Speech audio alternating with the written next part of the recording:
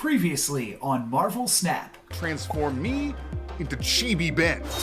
Ah! Kellen! You said this would be painless! Ah!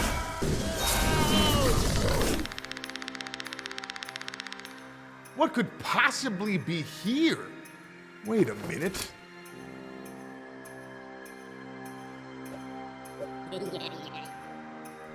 Oh, wow! It's Sasquatch! Come on, I'm not that hairy. No! Behind you! Ah! What is up, everybody? I'm No Lux Given, a Marvel Snap YouTuber that loves to have fun and be competitive. I'm also one of Marvel Snap's top players, but I am totally free to play. So if you want to find out how or enter in some giveaways to level up your collection, come check me out at youtube.com/NoLuxGiven. Let's take a look now at Sasquatch, my pick for the best card coming to Marvel Snap this season. Sasquatch is a 6/10 that costs one less for each card you played last turn. So Sasquatch is rarely actually a 6/10 because as long as you played one card on turn 4, we're looking at a 5/10 here, which is pretty good. The only way Sasquatch is actually a 6/10 is if your opponent has out a Mobius M Mobius. But even then, as long as you play a turn 2 Mysterio, those 3 illusions are going to act as 3 cards played, and you'll be able to get out Sasquatch on turn 3, which is fast enough that Mobius won't be able to catch her. Bounce decks with Beast are going to be one of the best places to start with Sasquatch. They already run a number of ways to synergize with Mysterio, including Angela, Sage, Bishop, Hitmonkey, and Elsa. There can be a little bit of tension in these decks even because there's so many ways that synergize with Mysterio that you can see in this game I declined to play turn 2 Mysterio into turn 3 Sasquatch, so that way on turn 5 I can get full value out of these Mysterios, pumping up my Hitmonkey, my Bishop, and my Angela while still making for a cheap Sasquatch on the final turn.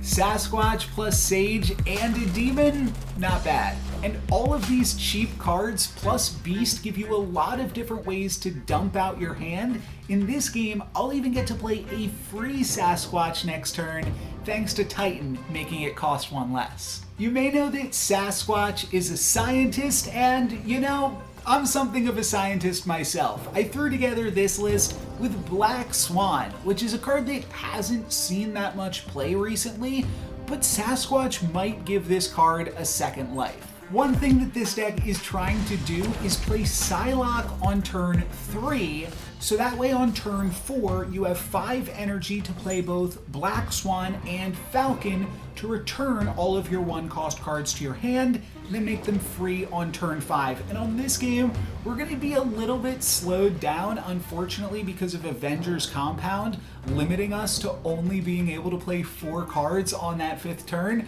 despite actually being able to play so many more because we're just returning all of these free 1-cost cards. We've done a pretty good job so far in showcasing how to take advantage of this ability on Sasquatch, but that's only half the card. Yes, Sasquatch costs 6 energy or less. However, there's another half of the card right here. The fact that this has 10 power is another thing that you can build around with one of my favorite cards in Marvel Snap, Scar, which counts your cards with 10 power. And I think a great home for Sasquatch, Scar, or Skarsquatch is going to be Thanosless. Those stones are going to allow you to play cheap Sasquatches while also giving you other opportunities to create cheap Scars. This game got real silly real quick. Hope Summers is another great card that rewards you for playing a bunch of cards and synergizes pretty well with Sasquatch. And it's going to set up here to allow us to play both Sasquatch and Mockingbird. Both of those are made really cheap by throwing down a bunch of stones, and I decide to get a little bit spicy with it. What the heck, let's just throw both of these into Tarnax 4, see what they turn into, and just let fate decide. That's what I'm all about. No Lux Given, just whatever happens, happens. It's actually very important that my opponent gets that Sinister clone because of what my cards are going to transform into First we get Colossus, and then Mockingbird turns into Hobgoblin, which is unfortunately going to stay on my side. However, Sasquatch gets an additional 4 power by turning into Giganto. I thought this was a great game just to showcase how easy it is to play Sasquatch. On turn 3, I played Jeff and Space Stone, 2 cards, which means on turn 4, Sasquatch only costs 4. You can also play Psylocke on turn 3, and then Sasquatch will cost 5, and you'll have 5 energy. So it's really easy. There's a ton of ways to get this card out there, and it's pretty powerful once you do. And if you don't draw Sasquatch, if it's stuck in your deck, this deck can still take advantage with Blob. This deck has a bunch of really big cards: Scar, Coal Obsidian, even Crossbones, in addition to Sasquatch and Mockingbird, which just makes for an absolutely massive blob. I am inevitable. Now, the general idea with Scar decks is you want the card to cost 2 on the final turn by having 2 cards in play with 10 or more power. That'll allow you to play Scar plus either Cole, Crossbones, or Shang-Chi on the final turn. But what if we could make Scar free? What if we could live in the magical Christmas land where everything comes together exactly as we drew it up? Here's an idea for a deck that might take advantage of that. Turn 1 Squirrel Girl, turn 2 Mysterio to allow you to play that turn 3 Sasquatch. Then, as long as we can play another 10 power card on turn 4 and turn 5, we'll be able to play a Scar for free. We like Squirrel Girl here specifically because it allows us to play Crossbones and Coal Obsidian, but it also allows you to play a free Mockingbird, which you can throw down alongside a blue Marvel, making it a 10 power card.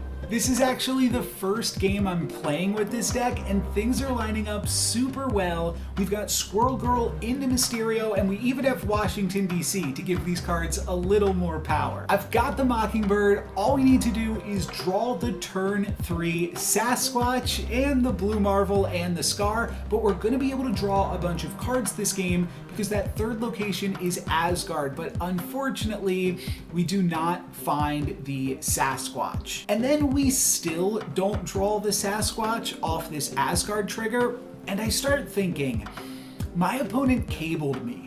What if my opponent stole Sasquatch, literally stole Christmas from us? I gotta find out. So I'm playing Dr. Octopus on turn 5. Let's see, did they take it?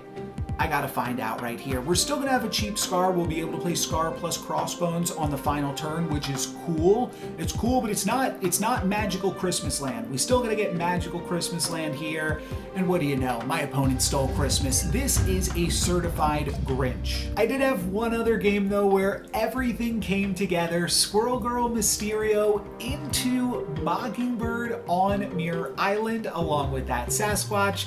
That's gonna give me 2 discounts on Scar, and then turn 4 we draw the Coal Obsidian, so I'm actually going to play that instead of Scar, and then on turn 5 I'll be able to play Dr. Octopus plus a free Scar. Free Scar on turn 5, pretty good, can't really beat that. I did have some other games with this deck that worked out, by the way.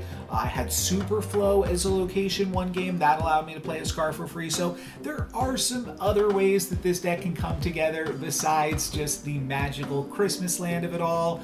But for now, that's going to be it for me. Remember to also check me out on my channel if you want more sweet Marvel Snap content. But for today, that's going to be it for me. Thank you guys very much for watching. I'm No Lux Given.